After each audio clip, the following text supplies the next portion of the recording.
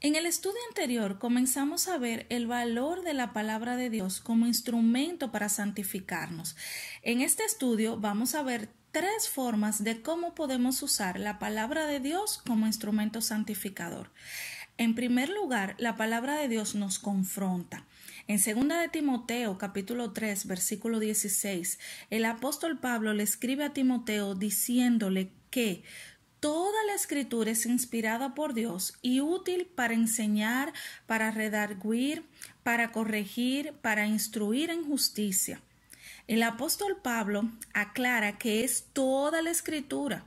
La Biblia no es un buffet que podamos coger partes a nuestra conveniencia, sino toda la escritura es inspirada por Dios y útil para todo lo que Él cita en el versículo, incluyendo nuestra confrontación, aunque a veces al principio sea incómoda y dolorosa, al final es para nuestro bien.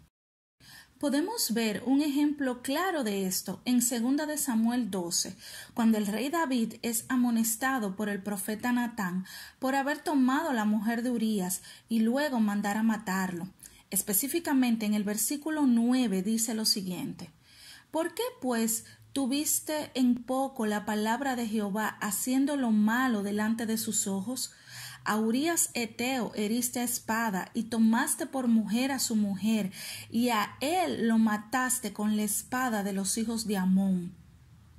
El rey David había cometido pecado contra Dios, pero esta confrontación del profeta hizo que él se arrepintiera y se volviera de sus malos caminos.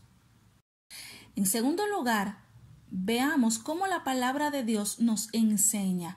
En el texto que leímos al principio, 2 de Timoteo 3:16, vemos cómo el apóstol Pablo se refiere a la palabra de Dios como útil para enseñar. En el Nuevo Testamento encontramos un ejemplo sobre esto en Hechos 18, 24-28. Vamos a leerlo. Dice así: Llegó entonces a Éfeso un judío llamado Apolos, natural de Alejandría, varón elocuente, poderoso en las Escrituras. Este había sido instruido en el camino del Señor y, siendo de espíritu fervoroso, hablaba y enseñaba diligentemente lo concerniente al Señor, aunque solamente conocía el bautismo de Juan. Y comenzó a hablar con denuedo en la sinagoga, pero cuando le oyeron Priscila y Aquila le tomaron aparte y le expusieron más exactamente el camino de Dios. Y queriendo él pasar por Acaya, los hermanos le animaron y le escribieron a los discípulos que le recibiesen. Y llegando él allá fue de gran provecho a los que por gracia habían creído, porque con gran vehemencia refutaba públicamente a los judíos, demostrando por las Escrituras que Jesús era el Cristo. Amén. Priscila y Aquila escucharon a Apolos predicar y se dieron cuenta que su predicación no estaba conforme al Evangelio de Cristo, y le tomaron aparte y le expusieron más exactamente el camino de Dios, y podemos ver cómo esta nueva enseñanza fue de bendición tanto para Apolos como para sus oyentes. En tercer lugar, vemos cómo la palabra de Dios, usada como instrumento santificador, sirve también para corregir. En 1 de Timoteo 1:3 y también en Tito 1:5, vemos cómo el apóstol Pablo deja a estos dos pastores en iglesias diferentes con el propósito de corregir las malas enseñanzas que se habían introducido en la iglesia. El apóstol Pablo le dice a Tito lo siguiente: Por esta causa te dejé en Creta, para que corrigieses lo deficiente y establecieses ancianos en cada ciudad, así como yo te mandé. ¡Wow!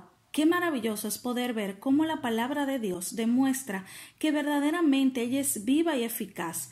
Es por esta razón que el apóstol Pablo nos dice en 2 de Timoteo 3:16 que toda la escritura es inspirada por Dios y útil para enseñar, para redarguir, para corregir, para instruir en justicia, a fin de que el hombre de Dios sea perfecto, enteramente preparado para toda buena obra. Así que te dejo con la siguiente reflexión. Si quieres estar preparada para todas las buenas obras que Dios tiene para ti, debes exponerte a su palabra de una manera constante. La próxima semana vamos a estar viendo la segunda herramienta para santificar nuestras vidas, la cual es la oración. Que Dios te bendiga.